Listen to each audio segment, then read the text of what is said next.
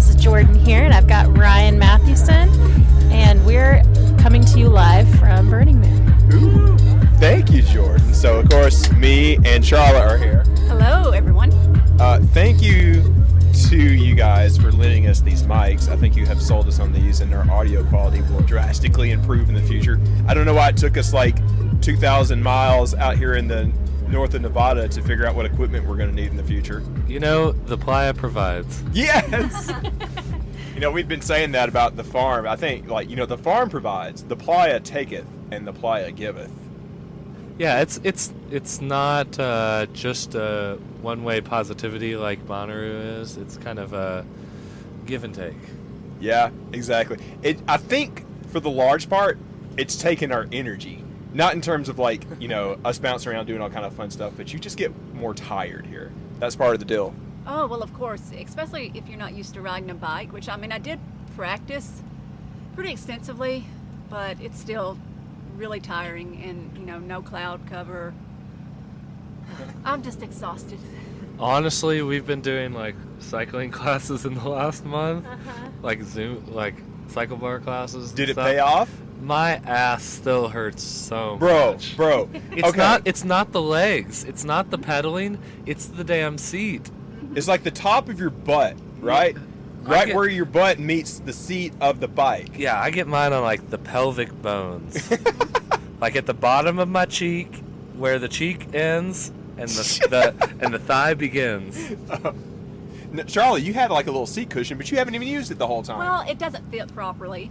I didn't measure it out correctly when I ordered it, and it doesn't fit properly, and I don't know. I'll probably put it on eventually. Let's try it tonight. Yeah. Now look, here's one of my big questions. One of the stereotypes about this place is pretty true. There's a lot of naked people, and I don't see how naked people are riding on bikes like that. That seems really uncomfortable to me. I think, I always wonder who's designing these bike seats, because there is no room for your equipment. Where's it supposed to go? In your bike basket, Ryan. To the land of uncomfortability. You should make one of those bike seats, kind of like that pillow that we bought for driving long distances. It's got a nice little hole for your junk. Oh, yeah. Make a little U cut out. That would be nice. But yeah, so you think even cycling classes wouldn't necessarily prepare you for the miles and miles and miles that you ride on a bike out here? Like I said, it's not the pedaling. I think cycling classes help with the pedaling, but it's really the durability of your butt bones. That's what's getting me, and I think that's what's getting Jordan too. Yeah, my booty's sore. No, Charlotte, you rode your bike a lot too, around in our neighborhood for the past 2 months, right? Every few days I would go at least 5 miles, but still it's the seat. Yeah. That'll really get you. And also out here, you got to think about the sand being a lot of really thick, mushy sand in places, and you got to just power through it and pedal through it. You just got to go for it, and it's kind of difficult. Yeah, I didn't expect that coming in. I expected kind of the hard lake bed everywhere, and most of it is like that. I think.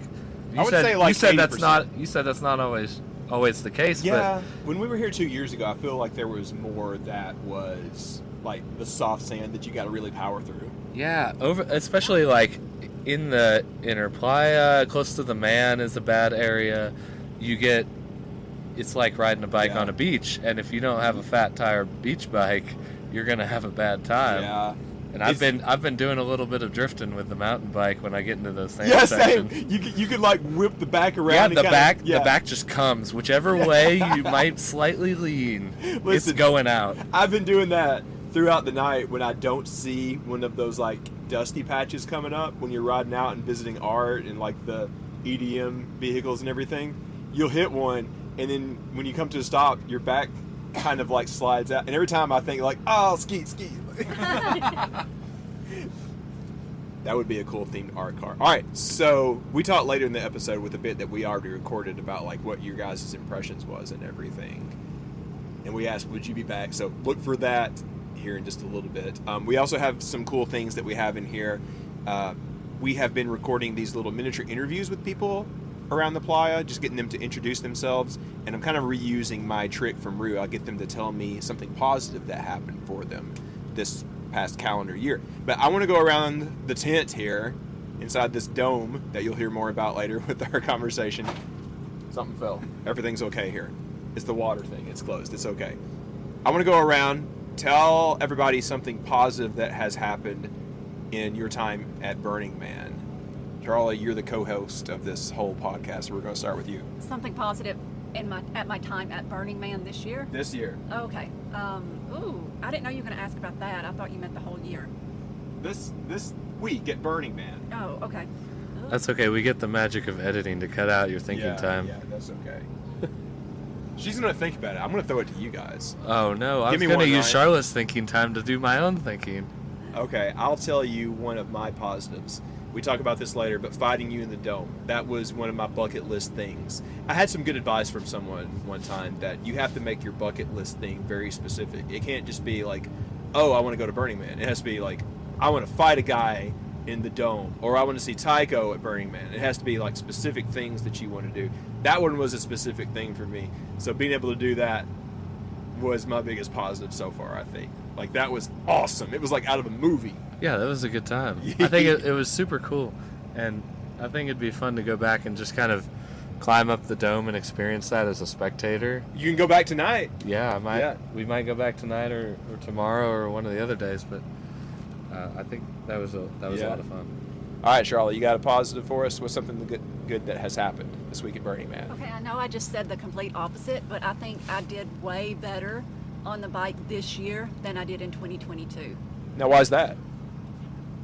I mean, I feel like I'm able to just go so much farther this time. In 2022, we were parked like 4 o'clock-ish, and it was just a struggle to even make it over here to 7 o'clock. And this year, I've just been able to bike anywhere, everywhere. And it's just not been that much of a problem. My legs do still hurt, but compared to 2022, just couldn't do nothing. Does your legs hurt more than your butt? Oh, the butt, I mean. The butt hurts. Yeah, we went a long way last night. Me and you basically We went circled the all whole way place. We went all the way out to past 10 o'clock. Just like it was nothing. But in 2022, like, I would not have been able to do that at all. So I'm in much more physical shape this year. You fit been it killing it. AF, girl. Yeah. We went way out there last night. We found this like VIP lounge out there that was giving pizza and drinks, and there was like a dance bar or whatever. There was somebody famous, some famous DJ. I still have no idea what it was. They don't have VIP here, but I feel like if there was a VIP, that would have been it. That was awesome. You guys gotta go check that out tonight if you go out that way. Yeah. Maybe we'll see Tycho. All right, we've been stalling. Tell me your positive thing that's happened this week on the playa.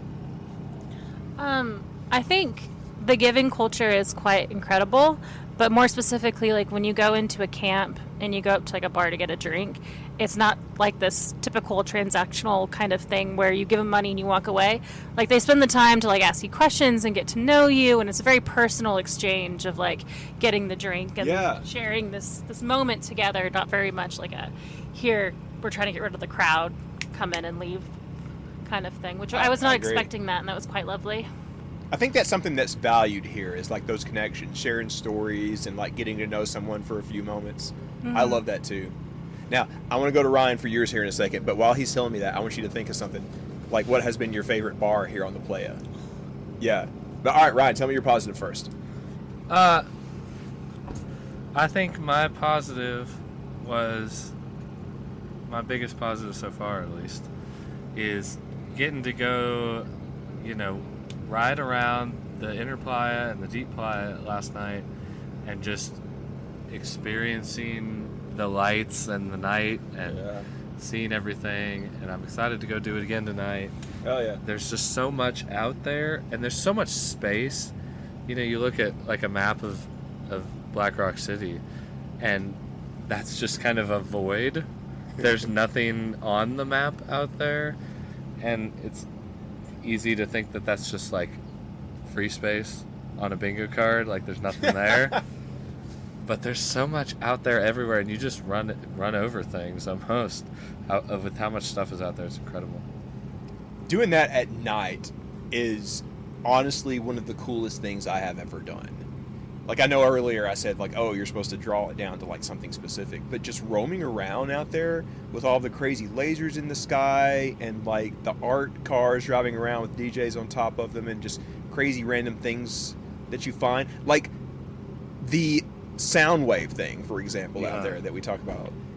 That's one of the coolest things I've ever seen. Yeah, the speed of sound. Yeah, the speed of sound art installation. I love that. I wouldn't have found that if I wasn't just like roaming around last night under the stars, under the lasers, in the desert.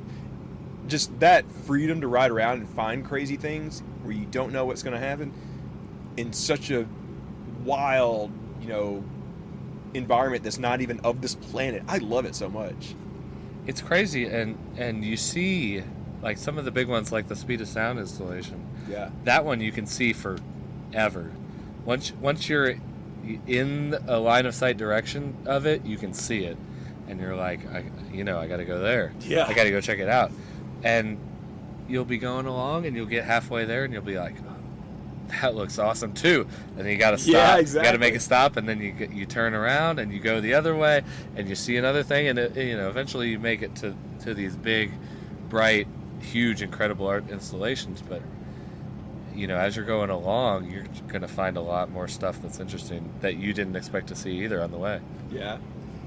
I love that kind of stuff where it is the crossroads of like art and creativity and technology and honestly tech bros with more money than sense probably, because okay, let's face it, you wouldn't have stuff like that if there wasn't, these Silicon Valley types that really throw a lot of money into this kind of thing. I know it's weird because they value decommodification so much here, but I greatly admire the intent, but realistically, there's a lot of money being thrown into this thing, Yeah, I don't think it counts as commodification. Yeah. Well, they're not advertising anything. Because they're not here to, like, advertise anything in the real world. Yeah. They're just here to say, hey, like, we have this passion project of ours that we've put together and we've invested time and real world money into, and we brought it here, and we want you to come experience it with us. We want you to have this positive enrichment in your life on Playa. Yeah. And that reflects all of our effort and time and money in the real world, but really we don't care about that. We just want you to experience it and have a good time. Very well said, because we're talking about the money spent. It's way better spent entertaining people on the Playa than it is like funding another startup that'll crash into year anyways. All right, let's take it back to Jordan. Jordan, what's been your favorite bar? The same question to you here in a moment, Sharla. I think my favorite bar so far was the very first one we went to, Spanky's. I thought that was pretty cool. They did this thing where you come up to get a drink and you roll some dice, and depending on what number you get, you have to do a different type of thing. Yes. And some of them were pretty wild. Like, some of them were getting on the stages and doing dances. Other ones were get up on the bar and show your butthole. And like people were actually doing it. They didn't turn it down. They were very excited. Now wait a minute. If I didn't want to go up there and like whip it out, would I have been able to have rolled again? Yeah, the girl did say that you can re-roll. Okay, yeah, I did that too, and I had to like get on all fours and kiss Charlotte's feet. That was mine. Sharla, do you want to tell what happened to you at Spanky's? No, she's good. What's been your favorite bar? My favorite bar was probably that little mobile bar that was parked behind the Soundwave camp. And honestly, it wasn't necessarily because of what type of bar it was or anything like that. It was what Jordan said. It was the interaction that we had with the bartender. Roxy. Yeah, her name was Roxy, and she was talking about how she had just went on a cruise with her mom from Boston, and they went to Nova Scotia, and just little stories, and just really, truly the interaction. Yeah, I totally agree. I mean, that's what both of you guys were saying. Like, if you go to like a bar in the real world, it's like, all right, what do you want? Vodka cranberry. Okay, bye. Next. But you come here and it's like, no, let's hang out for a minute. Where are you from? What's something good going on? Telling a story or whatever. I love that. They immediately asked us to join their group. We're telling us all the benefits and how they have like real showers and bathrooms and all kinds of things like that, which was pretty sweet. Yeah, it's very much like a mindset shift too when you're so used to going up to the bartender and they're in a rush and you're in a rush and you've been waiting a while and you just want your drink and that's what you're used to from the real world. It's almost I don't know if frustrating is the right word. I wouldn't say that. Because it's not frustrating, but you just have to change your mentality because you're not used to this experience of just chatting with the bartenders and hanging out. And it's probably easy for some people to go about that and think, well, you know, they're being really slow, like, I just want my drink. And I think you just gotta take all of those thoughts and push them away, because when you get up there and you talk to them and you have that real human connection, it's incredible. And it just takes a little more patience and a little bit of a different mental shift from the real world. Yeah, I agree. I think that is part of this being what I've been calling an everything festival. People that don't know a lot about it who had been asking me about this, like, oh, who are you going to go see at that festival? I'd explain, well, it's not really a music festival. I think it's a festival. They say it's not, but it kind of is, just under a different word. I mean, it is a temporary city more than a festival. That's fair. Yeah, I mean, how many festivals have post offices?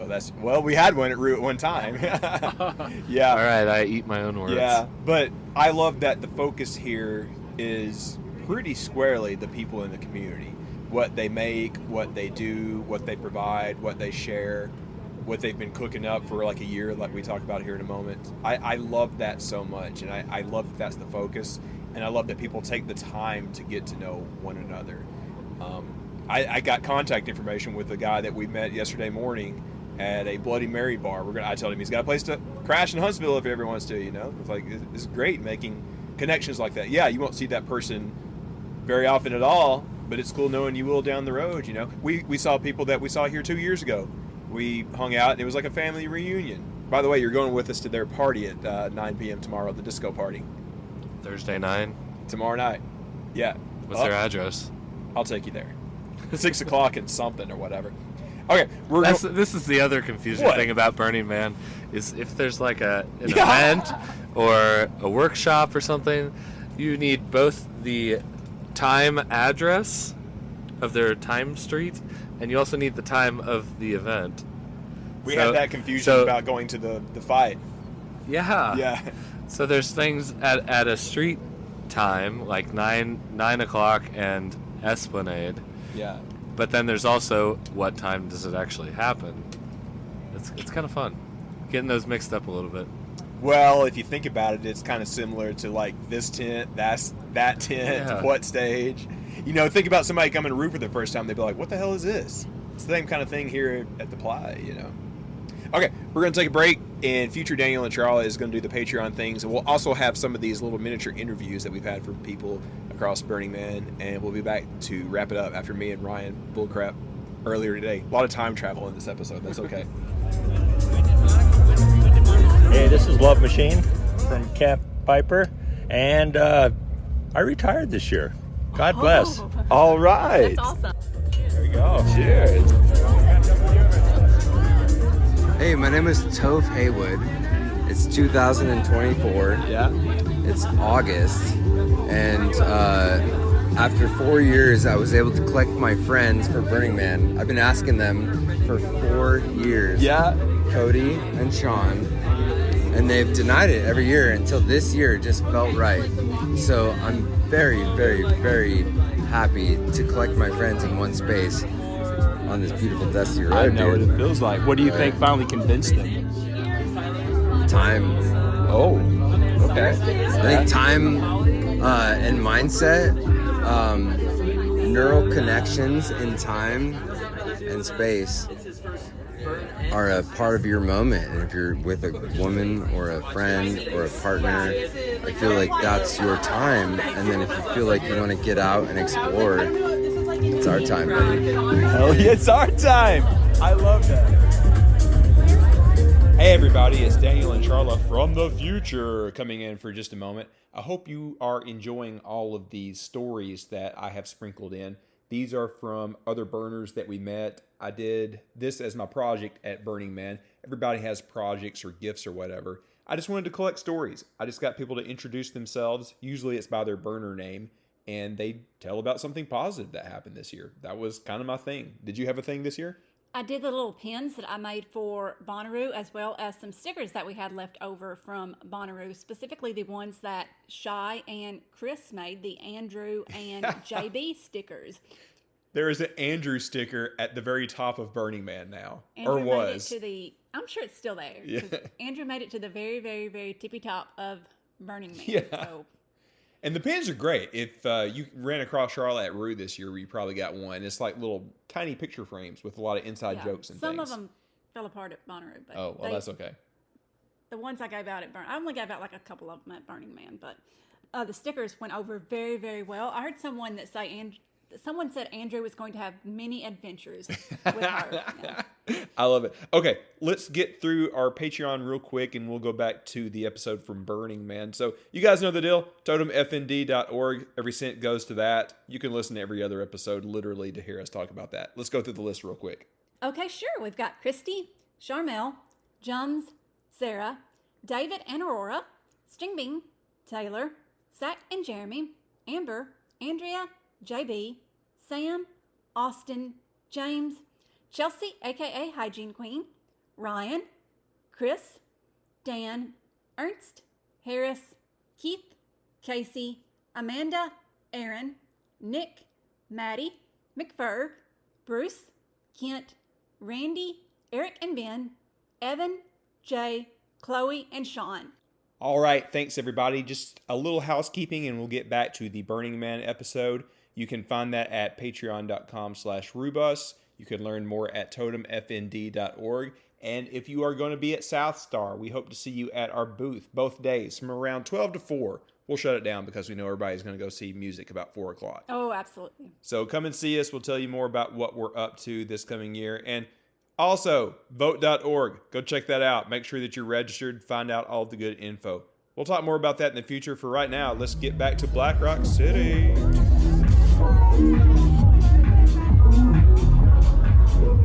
All right, it is day 2 or 3 of Burning Man. I've kind of lost Wednesday. count. Yeah, Wednesday. It is Wednesday, my dudes. It is. It kind of works differently for everybody that's here because so many people come in on different beginning and ending days. It's not like Roo where you come in like Tuesday, Wednesday, Thursday, and then you're out of there Sunday night or Monday morning. Everybody has different times around here that kind of overlaps, right? Yeah, since it's not a festival, like it's a city, right? And you can kind of come and go from the city as you please to an extent. So Exactly. people aren't all coming for the whole time. Most people, I think, don't come for the entire time. But you can come in for the weekend, you can come for the week, you can leave early, you can come late, you can do whatever you want. So, for example, we've been here since, pretty much sundown on Monday, and now it's Wednesday, a little afternoon, and I've seen a number of people just now rolling in because they're kind of here for the big weekend around the actual burn, and not necessarily like doing the Monday to Friday work week like we are, right? Right, and it Yeah. makes it a lot easier if you live within a day drive instead of a 3 or 4 day drive to be That's- able to do something like that. That's a lot of people. I feel like whenever I ask somebody where they're from, they're within like a couple of hours or a day or so, and we tell them we're from Alabama, and they're like, "What? You drove that far? That's insane!" Like they can't believe it. Like this is such a big national and even international event. I've been seeing a lot of Germans here too. Have you noticed that? Yeah, I've heard a lot of German. Yeah. A lot of people speaking German. I met a lot of people from around the UK and different spots in Europe, like Germany. Have you met anybody else from around the world? I heard someone, I think they were speaking Mandarin as Really? I was going past them. It doesn't shock me, man. I think a lot of the burners that either are veterans or maybe take it for granted in some ways overlook the fact that this is like such an internationally known thing, right? Like Bonnaroo, for example, I think there's some international spread, but not nearly as much as a thing like this, right? Yeah, for sure. And you really see that with the things that people bring and, how people are acting toward each other. Everybody's really cordial. Yeah. And like once they find out that you're like cool, then all is good. Oh, they found out you're cool? Well, I don't know. Did you just have to tell them that you're cool? I don't know if I'm cool. But No, it's like in the 70s, like, you cool, man.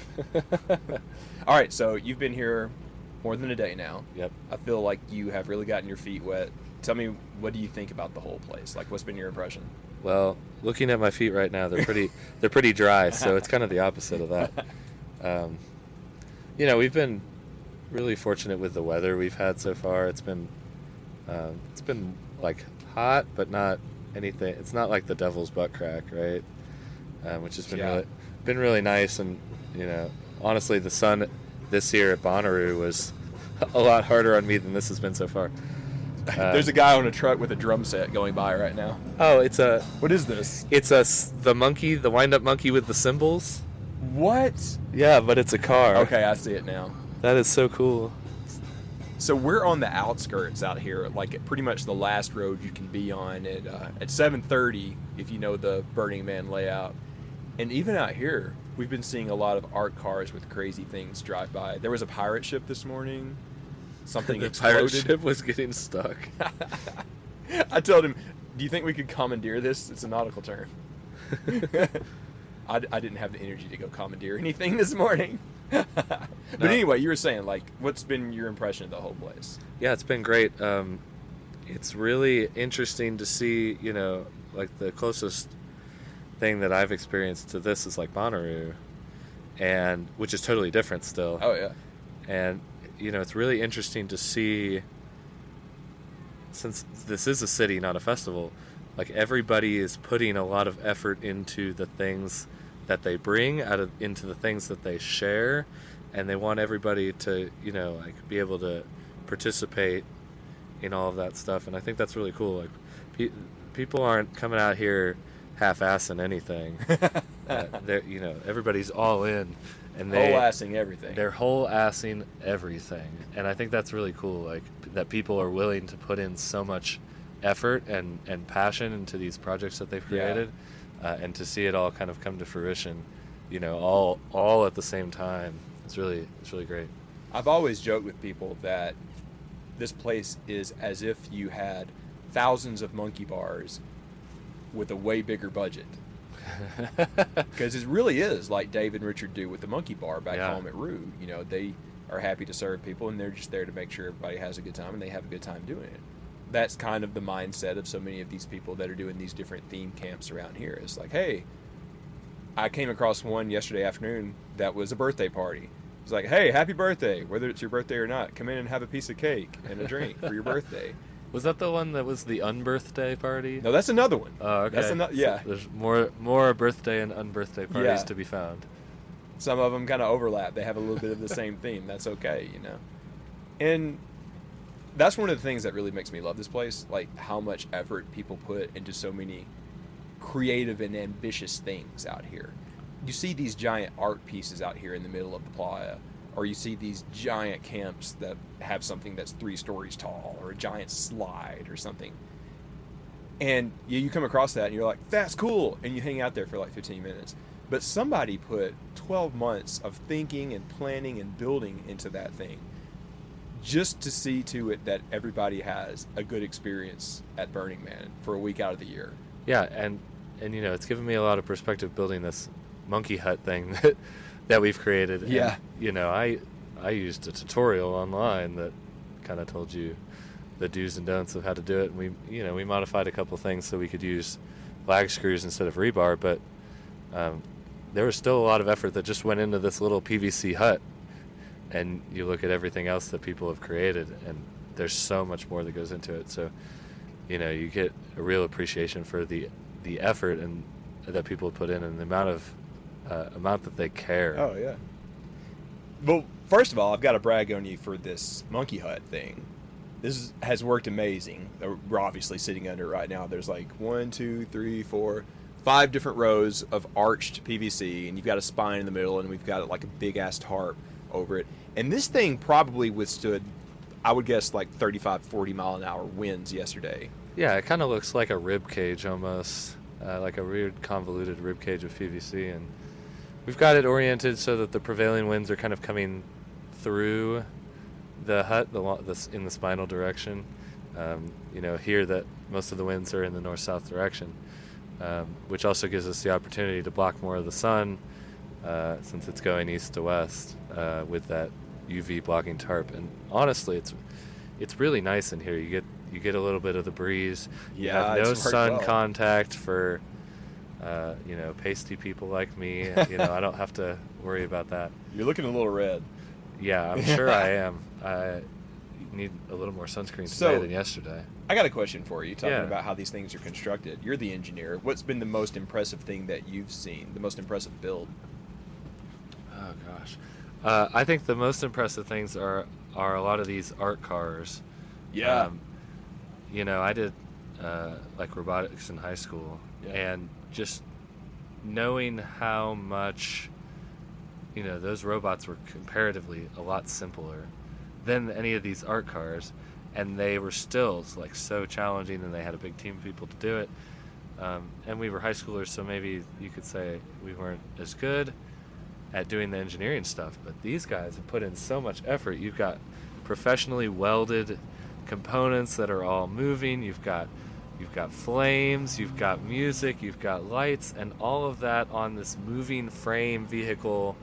And a lot of them, you know, there's a couple that are kind of, you could tell they're built on like a van base or something, but a lot of them are purpose built for this. They're not just a van that somebody's made look cool. Mm-hmm. They are purpose-built vehicles just for this, and you know, there's a lot of effort that goes into that. And I think that's really, from an engineering challenge perspective, I think that's really cool.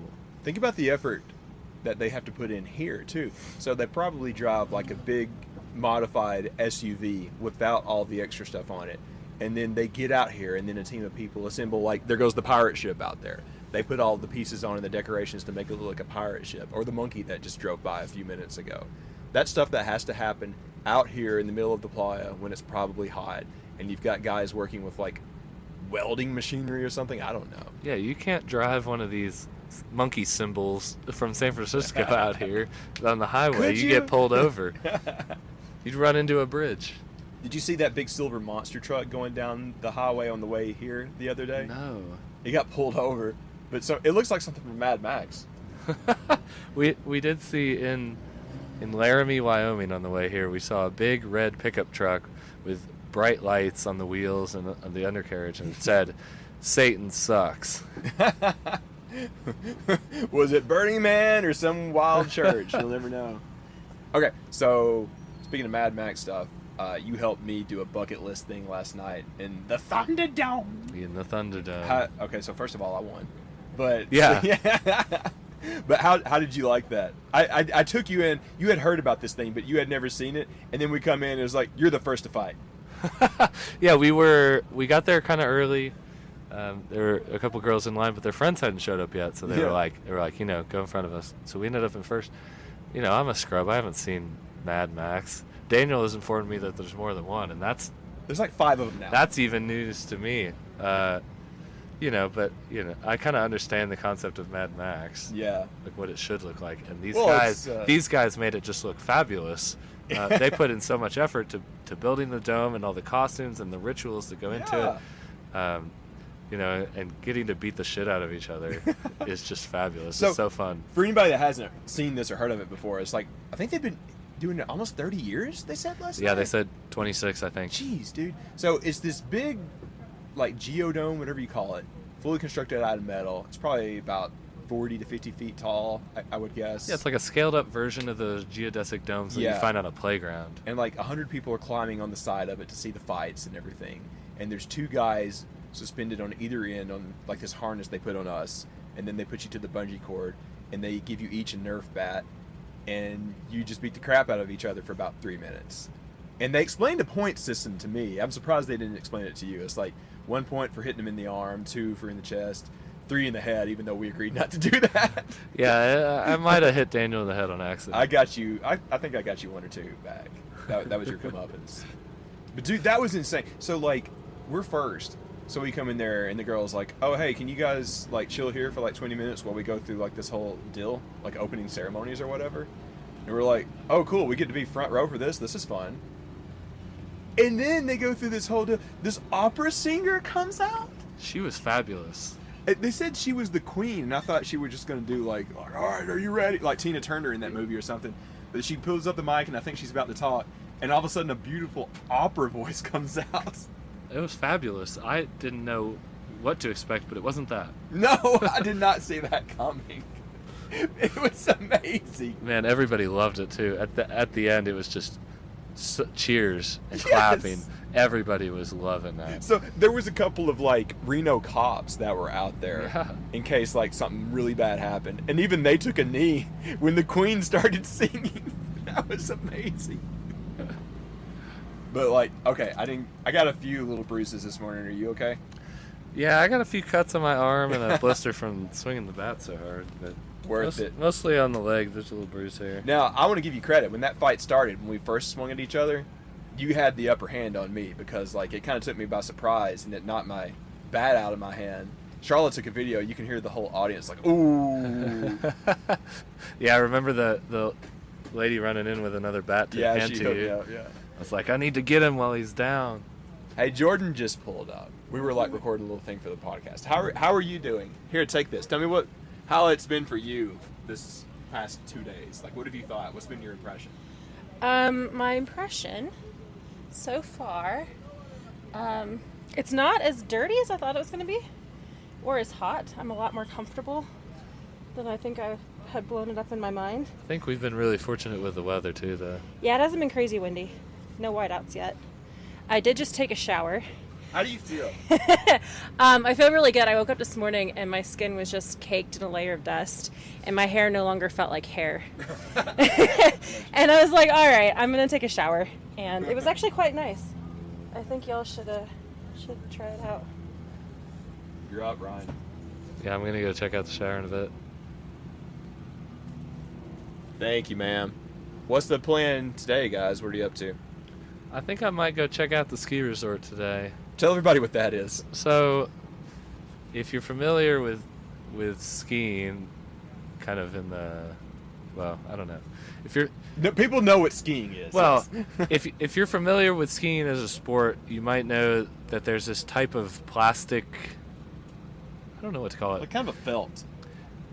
Yeah, it's these plastic nubs, and they're like an inch or two long. Yeah. And they have a little ball-shaped thing on the top, and it's just a sheet of these nubs on the ground, and it's really meant to mimic like a synthetic ski hill.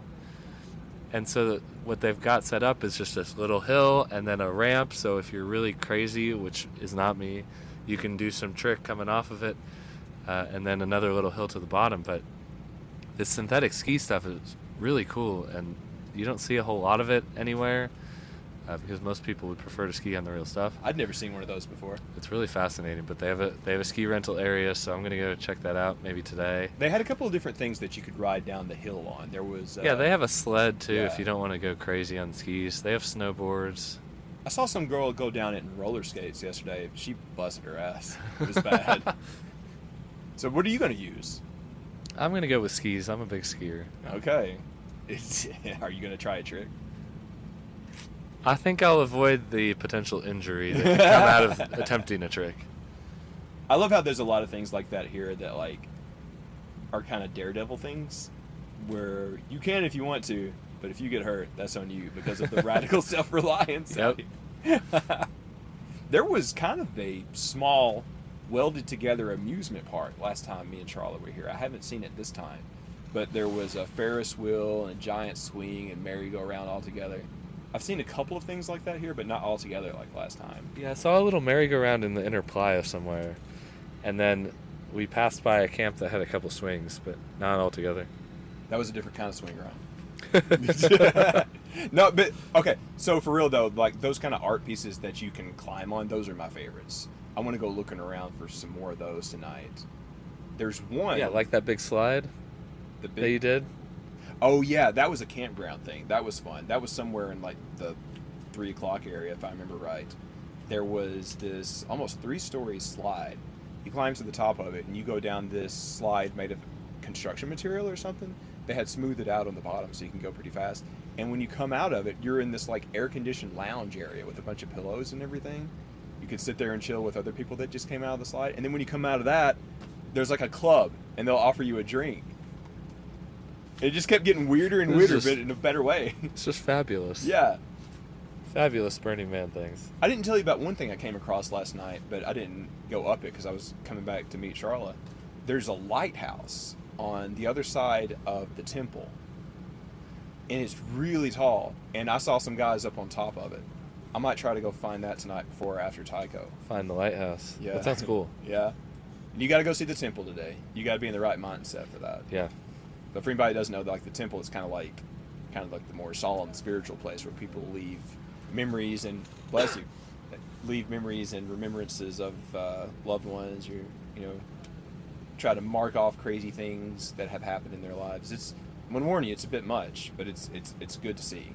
Yeah, it's not a religious thing, but Almost. It is like a spiritual Absolutely. thing. When it burns the night before the man, The night after the man. is it after? It burns Sunday night. Does it? Okay. The man burns first. Okay. I've never been here for that, so we gotta get home. But you know, it's tradition for everybody just watch it in complete silence. I feel like that would be a lot. You know, one of these days. Not this time when I gotta get back to work, when I got a lot of things going on. Rip our jobs. Yeah, I know. Do you think you'll ever come back for round 2 of Burning Man? I think it's definitely feasible. There's no way I could do this as an annual thing. Oh, no. You know, it's a lot, but the hardest part is getting all of us and our stuff out here And back. And that is a lot to do and prepare for. We'll figure it out. So I don't think I could do that this every year, but I think it would be fun to come back. Well, we've been joking. It's like the Olympics. Yeah. Maybe every 3 or 4 years. Yeah, You know? it is. Roo's easy because it's just like an hour down the road. Yeah, it's down the street. It's really easy. Yeah. Here, it's 3 days down the road. It's a little different. But yeah, we'll be back. I think we'll be back. It won't be 2 years from now. It'll probably be 3 or 4, but we'll be back at some point. I think for you guys, like, your second one is a good one because you kind of know the deal and you know what to do and what not to do, and you kind of can not take it for granted, but take advantage of it more, you know? Yeah. That's been what I've been finding. I don't know about Sharla. She took advantage of the night because she's still out of it. One day she'll get up. All right, guys. Happy Burnaroo. Live from Burning Man. Is that what we're going with? Burnaroo still? Burnaroo? Or mini camp Eat Cheese and Sin? What are we? Did we come up with a camp name? I feel like we got like 3 of them. Burnaroo, Eat Cheese and Sin, like we did at Roo. Anything else? We're just the Monkey Hut at 722 and J. The Monkey Hut works. I like the Monkey Bar connection. All right, well, happy Burnaroo. Happy burn. My name is Cupcake, and I'm from There Ain't No Virgin Mary, and I got to come home, so that's my positive for the year. I'm Dylan Stewart, Trouble.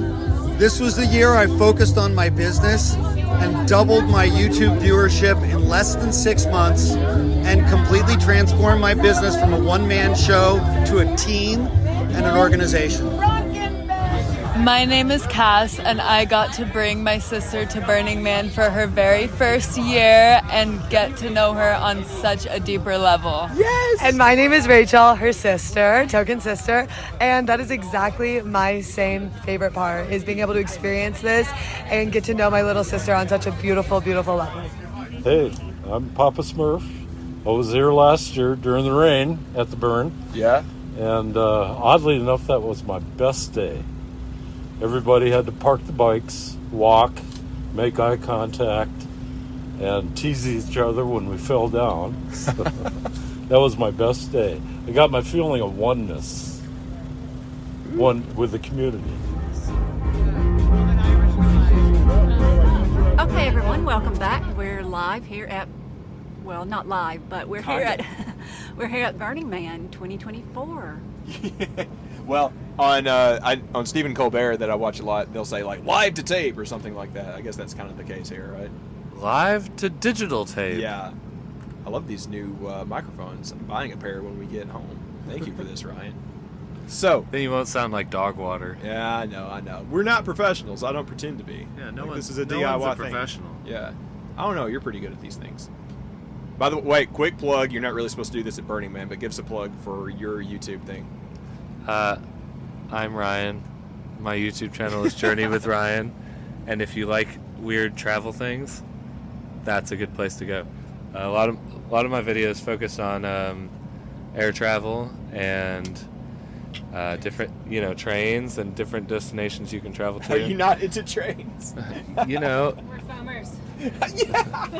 Foamers is the way. Brooklyn's gonna laugh if she's Yeah, listening. you got a little bit of foam if you love trains, but trains are great.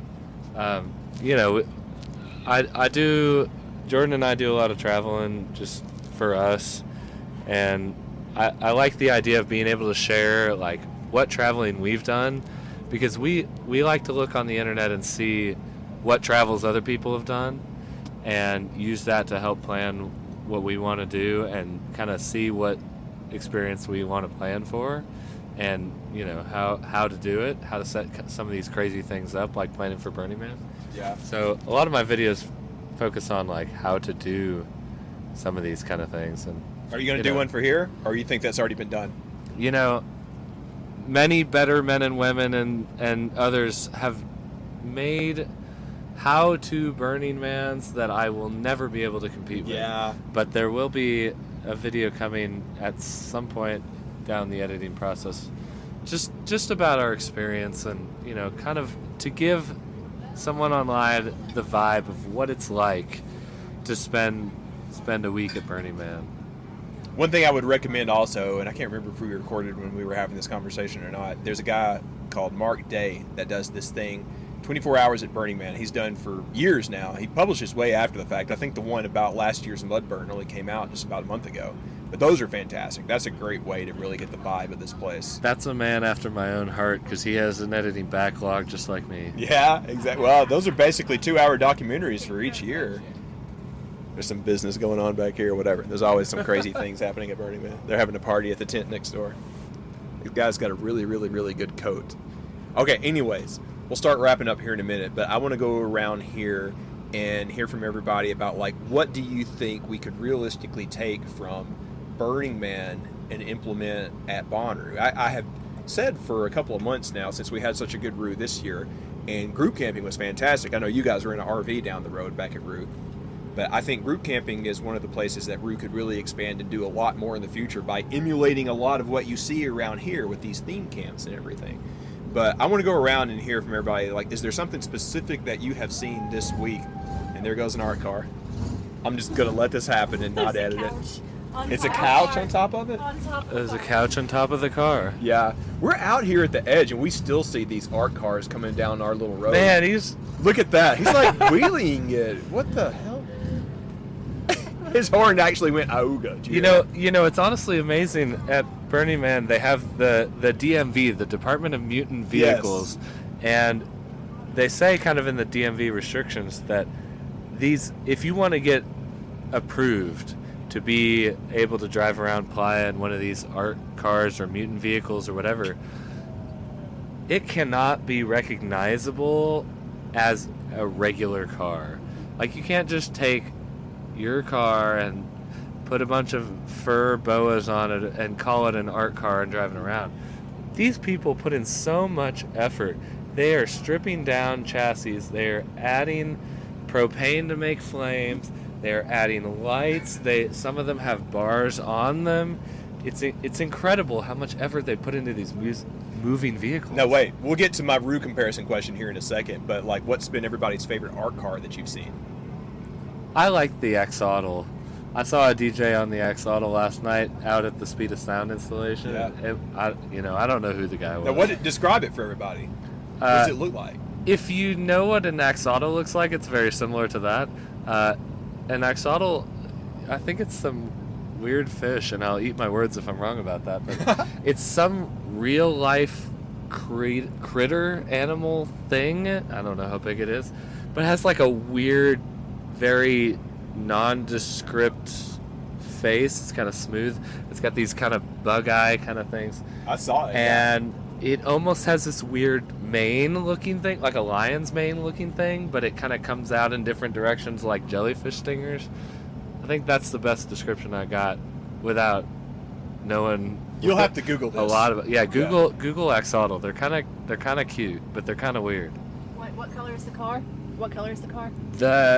That car has all of the colors because every little layer of the Axolotl has a different strip of lighting, so it's like rainbow. Okay.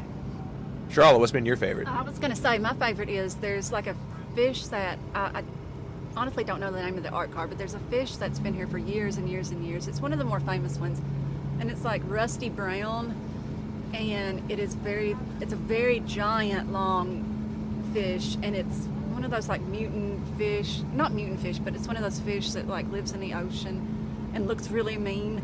I don't know, and Like the anglerfish? Yes, the anglerfish. Where it's yes. got the thing out? Yes. Oh yeah. There's at least 2 of these anglerfish cars. They're the fish from Finding Nemo where they have the little light dangling in front of their face. Oh, the guy at the bottom in the dark. Yeah, he's at the bottom in the dark, and he attracts the little guppies to come to his light, and then he eats them. And they've got at least 2, because one of them's more like a regular anglerfish, and another one, instead of the light thing, it has a taco. Oh, I saw that. Jordan, what's been your favorite that you've seen? I think on our first day, this huge pirate ship Yes. drove past us, and this thing is like 3 stories tall. It's ginormous, and I thought like the amount of effort to get that thing shipped here and rebuilt was incredible. And I just really love pirates. Anything pirates is like a key to my heart. Oh, the one was stuck out there earlier. In fact, I see a pirate flag out there right now. I think my favorite, I'm going to go with one that has a history of it instead of like all of the engineering of it, is the Dusty Rhino, which RIP, this will be the last year. That thing has a rich tradition here. Tonight, 4 or 5 in the morning, Tycho's last ride on the Dusty Rhino. I am expecting a banger tonight. It is his last ride on the Rhino. His new album drops here in about a day or so at the time that we're recording this. It's going to be a big deal. I can't wait. It brought me to tears last time I saw it. This time, it'll be a little less emotional, but a little bit more of a party. I can't wait. All right, let's go back to my question. Like, what would you like to see pulled from Burning Man and implemented at Roo? Who wants to go first? Here comes Sharla. It's going to have to be sustainability. Ooh, explain that. Yes. Explain that. So, I always say, okay, I'm going to let myself go a little bit on sustainability because they have trash, and they have not Clean Vibes, but they have the other, trash recycling programs at Burnaroo and whatever. Hang on, here comes another one. It's the same What guy. is this? It's the same guy? The couch thing? Oh my God. All right, anyway, Sharla. But we're going to have to start doing better as attendees at Bonnaroo to take our things with us when we leave. And it's just going to have to come down to that. If you bring furniture to Bonnaroo, take it with you when you leave. Take it back with you. If you pack that stuff in, you can pack it back up. Yeah, you've got room. If you brought a couch, Right. you can put it back. Exactly. We were one of the last groups out this year at Roo, and there was just where they have the little trash cans. There's just piles. There are 20 trash cans worth next to the one little trash can, and people leave coolers, people leave chairs, people leave tents. You can buy a tent that will last longer than Roo. You can use a couch that's been to Roo for your backyard. You can reuse all these things. You don't need to just buy these things just to throw them away, because eventually we're going to run out of places to throw things away. We've already taken some of the land on this earth and dedicated it to the purpose of throwing all the crap that we use into it. Like, at some point, we got to stop or slow down doing that, or something's got to change. I agree, man. We also left pretty late this past year because we were waiting for all the traffic to clear out on Monday morning before we drove the bus out there, because it's a little bit of a challenge. And we drove through the fields over there near where Group is, and it was pretty bad how many giant piles of junk there were.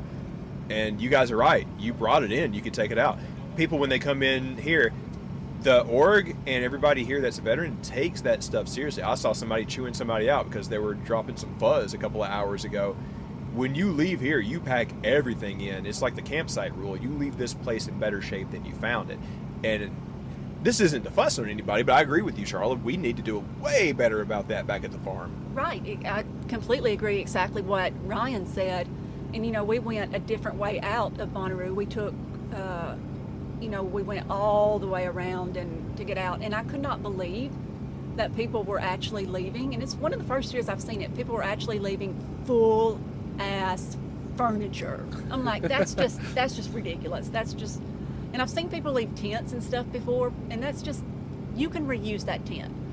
They do. They put it in a yard sale or donate it to charity or something, right? The gear closet in Chattanooga, I think. Yeah, it's usually the Wednesday or Thursday after Bonnaroo. They have a resale at Chattanooga. But come on, people. Like, leaving couches. There's just no excuse for that. I'm sorry. Or like, I saw people who were like too lazy to even take down their pop-ups and their tents. And they're just expecting the workers to do that for them. That's just so mean to them. Like, they're working so hard. We could do better. We shouldn't be treating them that way. Those mountains of trash are just insane. And that is definitely the thing I've seen the most here. It's just like how much I respect everybody taking everything out versus the lack of respect that people do at Bonnaroo to the people who put on the event. Yeah, there's no trash cans here. There's no recycling. You know, we're privileged to have that at Bonnaroo. None of that's here because everybody takes care of their own stuff. Yeah. And we've got our little trash bag in our camp and our little recycling bag here, and all the stuff we've been using, you know, we know that ahead of time. You come in, you know, you got to pack it all out. You can't leave it. We can't leave moop everywhere. You know, that makes me think of one thing that I would like to implement next year. One tradition here is everybody has a reusable cup that you haul around with you everywhere, because there's a lot of monkey bar style bars, and you reuse that and get a drink there. It has your driver's license, or it's a copy of the driver's license taped to the cup, so, you know, because of weird Nevada laws or whatever. It would be cool if we could do that back home at Roo. If you could use a reusable cup if you went to like the Monkey Bar or some of these other places that are out and about when people are like giving out drinks, you know? Yeah, I think Roo has done one step in the right direction on that, because they have the return cups, the little orange cups they have at Bonnaroo, and you get, like, if you get a mixed drink at a bar in Center Roo, they'll give you these orange cups and you turn them into these baskets. And I think they've kind of changed the format of that company, where it used to be as you returned a cup, you'd scan a thing and... What's up, party space people? Hey, come here, come here. You guys want some Yeah, ice? come I got here. some ice. I could use a hair. I appreciate it. Wow. I just started offering to, like, they're like, no, we're... So, come here. I want to talk with you. So, we were actually recording a thing that we're going to use back home. Roll Tide. Yeah, roll tide. Now, tell everybody Get outta here. your name, and I want to Matt. hear something positive that has happened for you. Let's say this week at Burning Man. Something positive. Yeah, something good. Okay. Was meeting my Patriot NASA people that are fucking winning the space war. That's so sweet. Against everyone. Yeah, Space Wars. Space Wars. By God, Space Wars. Space Wars. Well, that guy got a little too crazy for even this show, but hey, it's Burning Man, so... Yeah, that guy was Matt from New York, and I love him, but he was kind of going and said some stuff that, you know, we go kind of wild, and we don't mind language on this show, but there was some stuff like, yeah. Just talk about that in person to us sometimes. Anyways, we're out here, kind of in front of the man out here on the playa, and we kind of wanted to finish the episode from here. This seemed like a good stopping point. But I'm glad that we actually didn't finish the episode that night, because Daniel and I actually went out and had a date night that night, and then into the next morning where we saw the Tycho sunrise set on the Dusty Rhino. Jeez, man, I don't even know where to start with that. We'd seen that before, but I hadn't ridden along with the procession, they call it. So that night and into the next morning was one of the best days of my entire life. Oh, man. Abso-freaking-lutely. We climbed the tallest tower at Burning Man. We saw a burlesque show that was absolutely freaking phenomenal. Cannot even talk about the stuff that we saw at that show. I didn't even know we'd be seeing that. We went to a pickle martini bar. Daniel was God. Oh, well, they have, if you know about this famous thing at Burning Man, they have a phone booth, and I didn't realize this. Maybe I shouldn't spoil it, but yeah, you know, this isn't really listened to by a lot of burners. There's a little house where you get to take on the role, and I was able to give some good advice and tell people to be kind to one another. It was great. We went to and got some really good advice today, and just absolutely the best day of my life. And, you know, I used to be like, whatever. No, we got to get a group and come out here. Yeah. We've seen so many cheese camps, like, just my mind, like, my perception going into this podcast and now coming out on the end, 180 difference. Look, and let's be transparent. You know, this show, like, I would venture that half of our listeners are friends that we've sought with before. Like, me and you had a day where we kind of got into a married couple spat, but then the next day made us even tighter than ever, right? Oh, I'd say so, yeah. Yeah. Like, this is a place that will test you, whether it be your physical strength, your mental strength, or, like, your relationship with somebody. Oh, it'll test you to your absolute core, but it's so worth it. It's worth it. I mean, just like I said, best day of my life. Man, that makes me feel great, because I went out that night, I was like, man, I'm going to show her a good time. We climbing that tallest structure, and just everything that we did, just, oh my God. Like, I can't even it can't put into words. Did you have a better burn this time than in? Oh, freaking! So like the last time in 2022 when we came, very first time we drove out on our bikes and just immediately it was like, get the F out of my way. It's just stuff like that. This time, we just haven't experienced things like that. Been a very Roovian type of vibe here this year. Everybody is just beyond kind to one another. Right. I love it. Right, exactly. Just I feel like there's such a better vibe here. I think that goes to say a lot about the community. Yeah, sorry, there's like some giant art car going by. Hopefully you can hear us just fine. I'm not going to edit this. This is going to stay. I think it says a lot about our generation and this larger community more than anything to me. I love us. Like, there's so many of us that are like the next generation hippies or whatever that have like come into our own in this lifestyle, have found confidence, have found a network of friends. And Burnaroo is the best as far as like a friend network. This place is amazing in terms of a community building itself, and I'm jealous of what they have here, and I want to find ways that we can improve what actually happens in Outeroo to emulate what happens here at Burning Man. I want more of our friends that I know are listening to this podcast to see this in person. It's something you have to do at least once. It's difficult. Roo is a cakewalk compared to this, and I'm not saying it's too difficult, but it's definitely a notch up. And it's more difficult in ways that you can't anticipate until you're here. Right. It's something you have to experience on your own. It's something you have to prepare for. You have to mentally and physically prepare for it. But if you do that, I mean, you'll be okay. Yeah. I kind of thought earlier this year that, like, okay, we'll have done it twice. Well, I'm good. But now I'm like, no, I'm not done here. Oh, no, we'll be back. We'll be back. Yeah, we'll be back. We can't come every year because of, like, life and stuff. But I've been joking with everyone that this will be the Olympics for us, like every 4 years or so, you know? Exactly. Yeah, I can't imagine not coming back. It, like you said, it'll test you. It'll, like on some days you'll be like, why am I here? This is crazy. But then when you're at the end of things, like me and Sharla are, this is our last night, you'll be like, yeah, I'm better off for being here. I built myself more by being here. I can't believe the athleticism I've had this time. Like, I'm gonna give myself a shout out. Yeah. But I gotta say one more thing before we sign off. Someone is celebrating a very special birthday this weekend, and I want to give this man a shout out. I think you know who he is. His name is Daniel. Oh, and, happy there's another birthday. Daniel? There's another Daniel having a birthday? Happy birthday, Daniel. It's a very special one, and just happy birthday. Love you, and I love you too, babe. Very proud of you. Well, everything you've accomplished. Thank you to everybody here at the Burn for throwing me a hell of a birthday party, I guess, in that case. I love you too, babe. Thank you. I mean, we don't get like too mushy on the podcast sometimes, but maybe this is the place to do it. I was joking with Sharla. Half the reason I do this podcast is to like work on something with her and hang out with friends. Like, we don't get like a ton of listeners like a lot of big podcasts do. I don't care. I do this to hang out with my wife and my buddies. The other half is for Totem, but yeah, you know. Yeah, exactly. Yeah, but what else? Anything else? No, do you have anything else? Yeah, let's go do some crazy stuff at Burning Man on our last night.